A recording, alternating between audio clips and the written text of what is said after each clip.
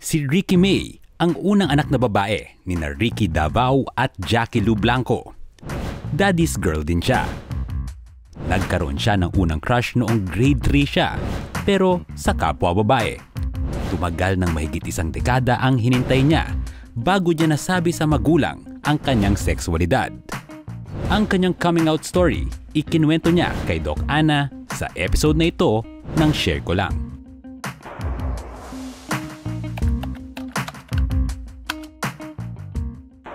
Hello mga kapuso! Ako si Dr. Ana Tuazon, ang inyong kakwentuhan na psychologist sa Share Ko Lang. Ngayong araw, makakasama natin ang proud member ng LGBTQ+ community at anak ng veteran actors na sina Ricky Davao at Jackie Blanco na si Ricky May Davao para pag-usapan kung paano nga ba siya nag-out sa kanyang sexualidad at paano ito tinanggap ng kanyang mga magulang. Hi Ricky! Welcome to Share Ko Lang! Hello mga kapuso. Hello po, Doc Ana. Thank you so much for having me today. Excited na ako sa pag-uusapan natin ngayon. So, when did you parang start finding out na parang, uy, parang teka, may nararamdaman ako. Usually it starts with crushes, di ba? Uy, parang, kailan mo nasimulang maramdaman that there's something there? I think for me po, it was in grade 3. So that's, mga 9, tama ba? Mga 9 years old. So grade 3, meron ako naging crush sa school ko.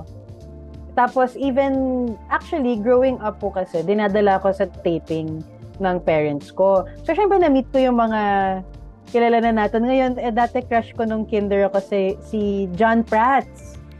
John Prats, si Patrick Garcia. As in, sobrang crush ko sila nung bata ko. And then, joke nga namin ng family ko, nung medyo tumatanda na ako, sabi ko, parang mas cute si Camille Prats, parang mas type ko si Cheska Garcia. So, pinapagtawanan namin na medyo nag-shift na yung attraction. So, yun, grade 3, I think, that's when I started developing, yun, parang kilig or crush sa same sex. Mm-mm. And at that time, at that young age, 9 years, paano mo naintindihan yung kilig na yon? Na sabi mo nga, from John Prats to Camille Prats, parang, did it all feel the same? Di ba? Did it all feel the same? Or parang, bakit sa girls ako kinikilig? I think naman the feeling is the same in general. Lahat tayo, alam natin yung feeling pag you want to be around someone or kinikilig ka talaga to be with that person.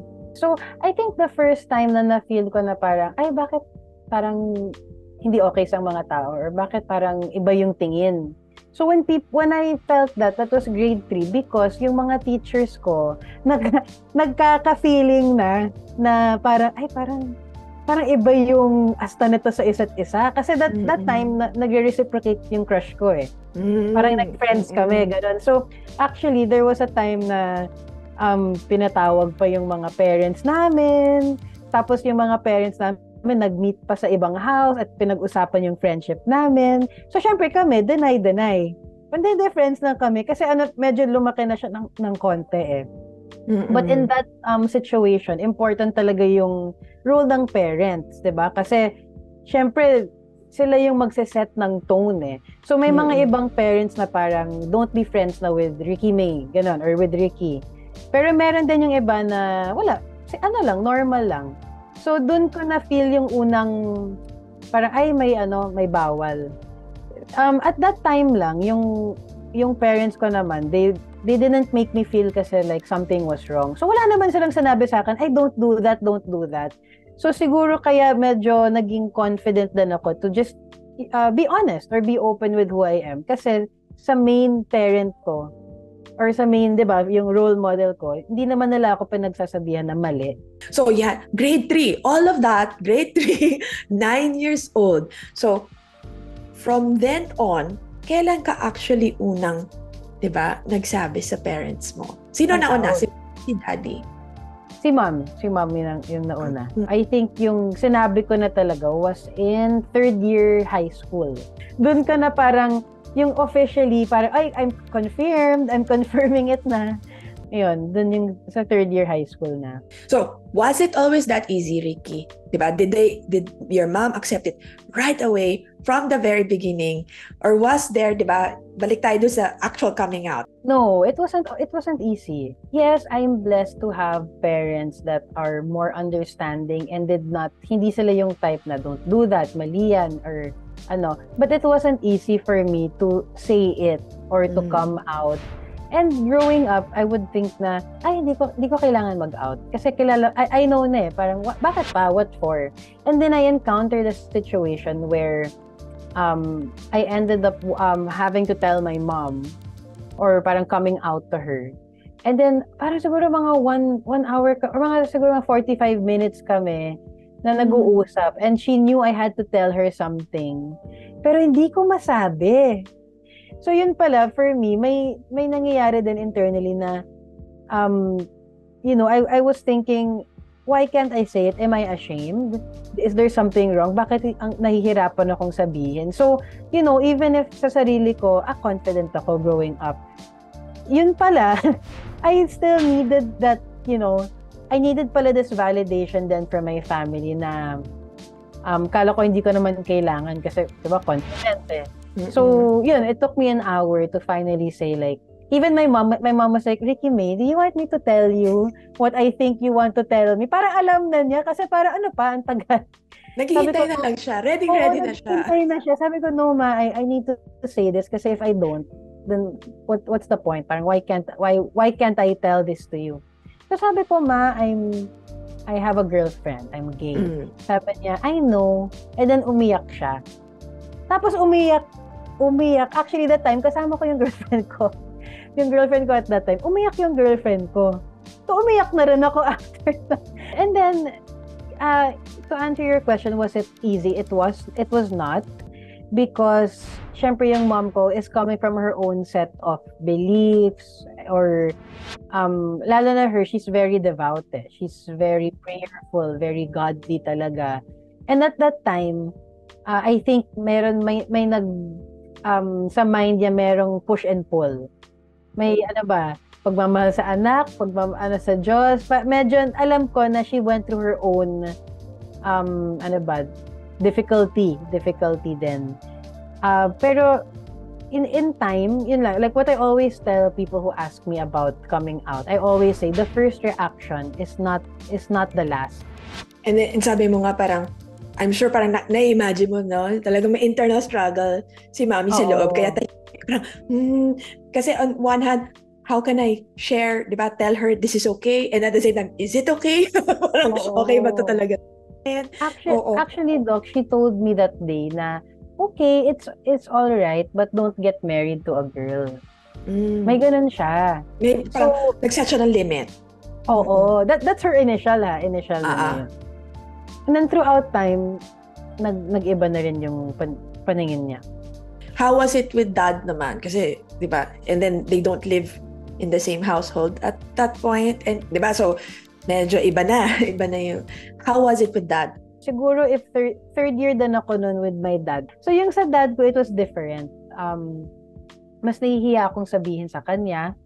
Pero meron kaming instance na nag-away kami.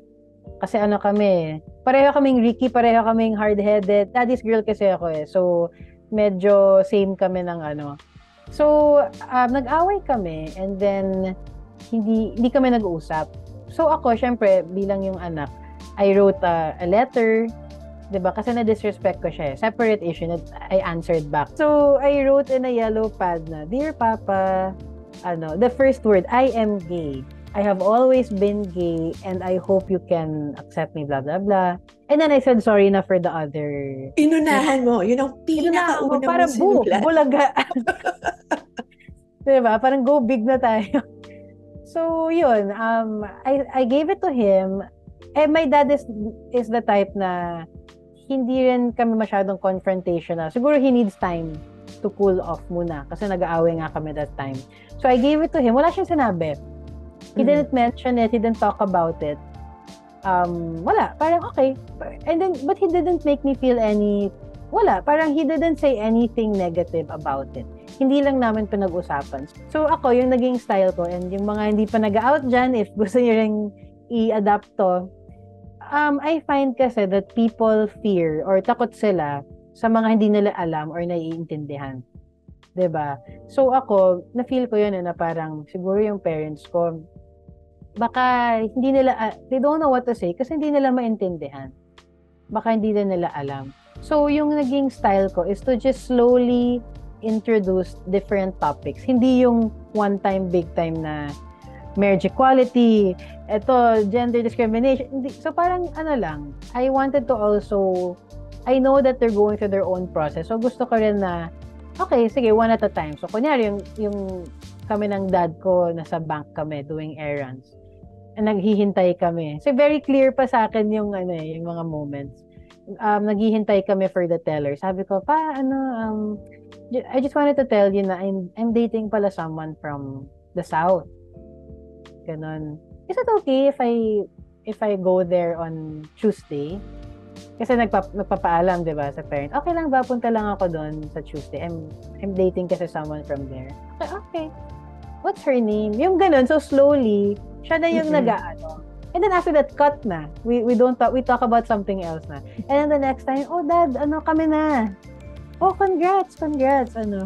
So slowly, para for him, hindi yung tuloy-tuloy. Parang na-absorb. And then on their end, they also talk to people about it. Yun din yung important.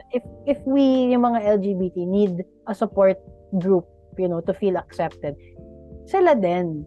Kasi syempre, meron din silang pinagdadaanan na, confusion, difficulties. And if you think about it, even mga magulang, wala rin silang guide. Di ba? Kung paano nila ipaprocess, paano nila i-accept, paano nila i-share, lalo na kung public figure sila. So, sabi mo nga, all the more dead, no? Sabi mo nga, parang, the fact that they were okay with it, they were willing to share. Yun pa yung isang, kasi when I talk to parents, try to help them make sense, no? When their kids come out or parang may nasa-sense. Actually, most of the time, may nasa-sense yung parents. Bihira ako makamit ng parents na talagang walang no clue. Especially if you're with them and you're raising these kids, di ba? Parang siguro naman may matutunugan ka. Pero usually nga, one of the sad things because, yun na nga, depende sa messaging, depende sa kultura ng mga pamilya, it's become that hindi first to know ang parents di ba? Mauuna sa friends, the peers.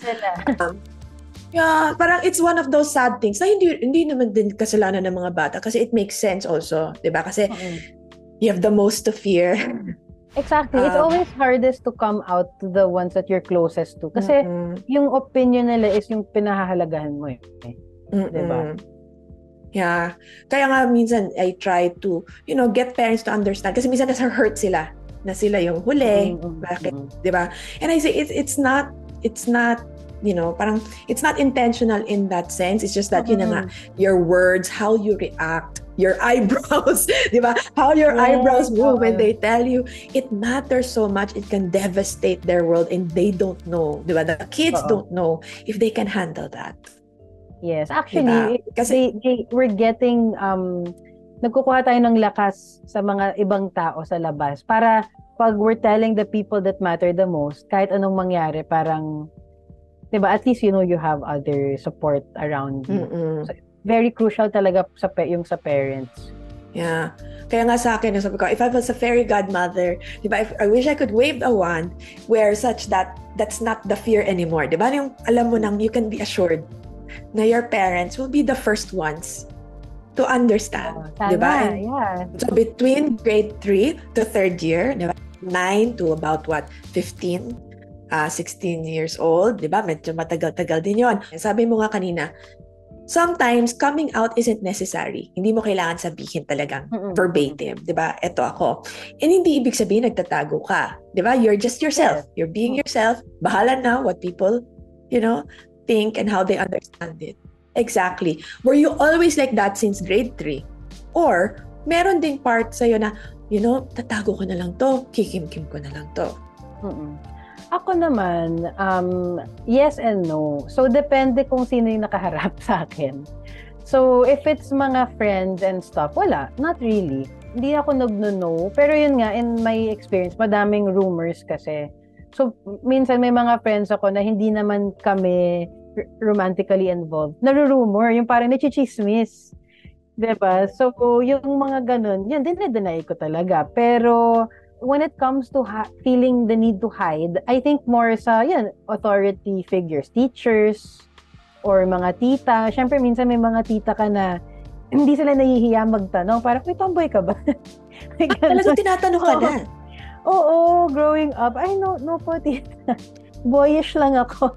Yung may mga ganun. Pero yung parents ko naman, they never asked directly. So, yun. Siguro, pero tinatago ko sa mga nakakatanda. Definitely. Did you feel that, okay, I need to perform a little bit? Medyo baka kailangan maging feminine ng konti sa mga gatherings? You know what? Actually, that's one misconception din na palagi kong binibring up when I talk to, pag may mga conversations like this, na may misconception that, let's say, lesbians, kailangan boyish. Diba? Pero, syempre, yung boyish kasi, or yung pagiging masculine, it's a way that we express ourselves. Pero, madami namang gay or lesbian na girly. Diba? Or femme, kung tawagin. So, yun lang. In our case lang, medyo, siguro mas halata, quote-unquote, kasi people assume kaagad na pag boyish ka, ay tomboy yan, ay tibo yan. Diba? Pero, in reality, yung pagiging gay or tibo or lesbian, it comes in different, diba? Different sizes, looks, everything. So, ako, growing up, did I have to be more feminine? Siguro, yes, because yun lang yung parang, okay, we're going to a party. What will I wear? Syempre, the dress. Hindi ko naiisip na may other options. Kasi isa sa mga madalas na sabihin sa akin concerns ng mga parents, lalo na yung mga parents na talagang hindi talaga familiar with this, no? And they're a little scared and they're worried. Sabi nila, paano kung mabully ang anak ko? Paano kung may mananakit sa kanila? Diba dapat pilitin ko silang hindi maging LGBTQ, hindi maging gay, lesbian.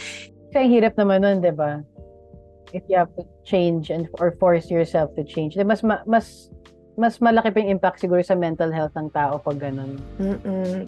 And yun, speaking of mental health, diba, yung mga kids and teens na, hindi lahat blessed with a support, diba, a support system.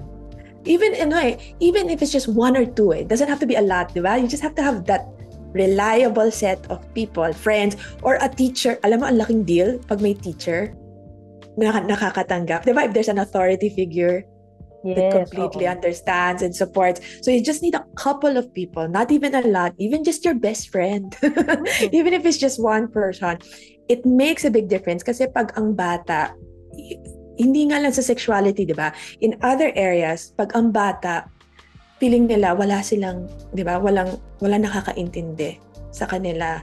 At hindi, the idea na hindi ako. Kasi pag feeling mo walang nagmamahal sa'yo for who you are, iisipin mo, hindi ako sapat. Hindi ako enough. Diba? Then it becomes like, I need to change who I am. Yeah. And pag mag-isa, doon talaga pumapasok. Diba yung sinasabi nilang, unfortunately, the statistics, diba, na mataas talaga yung mental health concerns and issues na de-depress. And it's because they're alone. So ito talaga gusto ko sabihin sa mga teachers, parents who are in places of authority, diba? The one thing you want to make sure is that they don't feel alone.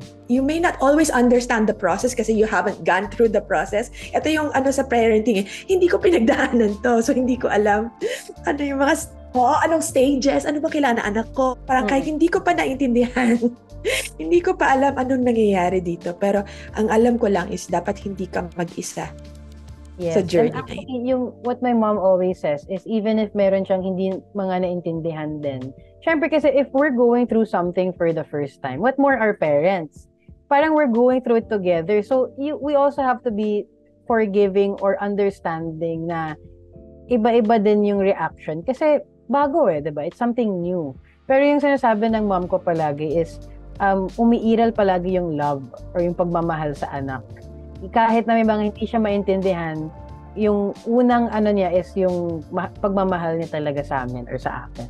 sabi mo nga kanina, di ba, the first reaction is not necessarily the last. Yes. No? Parang, so siguro, yeah. And I think, especially for young people, di ba, minsan, kung ano yung unang reaction, parang feeling natin, ito na, i-disown na ako, hindi na kami magiging close, di ba? Parang mag-iiba na yung tingin ni mami sa akin. And I think that's such good advice. No? Parang, okay, tandaan na lang natin. Huwag natin masyadong i-hold on to yung first ever reaction. And in fact, that's what coming out is. It's not a one and done deal, di ba? Parang, okay, nagsabi na ako, and then that's it. Parang there's always, parang like with your dad, for example, di ba? There's an actual, I am gay, this is who I am. And then, there's the introducing the girlfriend na in-all-in-one mo sa mami mo. Oo nga. Sorry, diba? Parang talagang in-accelerate mo yung sa mami mo. Pero diba, there's coming out is, can be, not always, but it can be, tawag natin, iterative process. Ibig sabihin, minsan pa ulit-ulit, diba? A certain reminder of who I am, of who I love. So, para sa akin, especially with Filipino families and parents, no, where religion is so central, parang sabi ko, hindi siya kontra. It doesn't always contradict. But before going to that, parang yun yung idea na, okay, we all have our pace. Diba? You gave yourself time. And sometimes, yun, yung mga tita, tibo ka ba? Ganyan. Diba? You insist on time for yourself. Like, no, I am not gonna come out now just because you asked me. Diba? Parang, I'm gonna protect myself, give myself, diba, time, protected time to figure things out. So, parents then, diba, let's give them time kasi sila nabulagta. No? Maybe not so much for your parents. In a way, there is an inkling, pero iba pa rin talaga pag sinabi na, no? Sabi mo nga, iba yung validation na confirmed. Ito talaga. Iba talaga. Sila siguro, may yung positive lang is that they're in an industry that it's more visible. Diba? May mga friends nila, mga ka-work nila, yung mga from the staff. The LGBT community is more visible siguro sa kanila. And they tell stories kasi, diba? Syempre as actors. They tell different stories. So, mas open na siguro yung mind nila sa different situations. So, siguro that's a plus. Thank you, Showbiz. So, final message, Ricky. Thank you so much for being so open, no, and sharing. Of course. No, and sharing your story with us. And I'm sure merong mga iba dyan, parang nakikinig talaga kasi parang hindi nga nila alam, no, parang how to go about their own coming out. So, as a final message, anong masasabi mo for those na hindi pa nila alam how to go about it, nalilito pa sila? It could be for the kids or the people who are going to come out, or even the parents maybe na naka-receive sila ng confession sa kanilang children. They don't know what to do. For the ones who are not yet out, number one, just take your time. Kasi there's no right time to do it. It's at your own time. And like what you said a while ago, not everybody has to come out. But that's a different situation for everyone. So just take your time. If you're not yet out or if you don't feel comfortable, don't force yourself. But find a community that you can talk about it to. Kasi the hardest thing is to feel alone. And diba, like we know that you're not alone. You have a community that's ready to accept and talk to you about it. And I always say like, kapitan mo yung mga friends mo. Before you come out to your parents, I would even suggest talk to your cousins, your titas, your titos, people that you feel like you can trust. Kasi even if, you have to just prepare that baka minsan hindi pa okay yung reaction. So, important talaga yung number one, your support system. Even if hindi pa yung parents mo. Diba? And then for the parents naman, ang hirap dapat, for the parents siguro I hope that if your family or your children ever, go to you with these sensitive details na maybe you can always root it in love. Diba? Parang maybe kahit na hindi nyo naiintindihan before going to the extreme like lumayas ka or things like that, maybe we can just root it in love, take a pause, talk to other people, talk to a psychologist, go online, research. And in general, the first reaction is not always the last. So, yeah, it's really a process, I must say. And good luck. Good luck to the ones who are planning to come out pa lang. Yeah. Nako, thank you so much, Ricky. Nako, I think parang, di ba, parang it's very sensible and compassionate advice. Let's listen. Let's try to understand. Kasi kung ikaw nagulat, siguro yung anak mo natatakot, di ba? So parang you have to also still be a parent in that situation. Yan. Yes. Nako, thank you so much, Ricky, for spending this much time with us. Thank you po so much. Kung may gusto kayong pag-usapan, mag-iwan lang ng comment below or email us at sharekolang@gmanews.tv. We're also streaming on Spotify, Apple Podcasts, and Google Podcasts. Thanks for tuning in.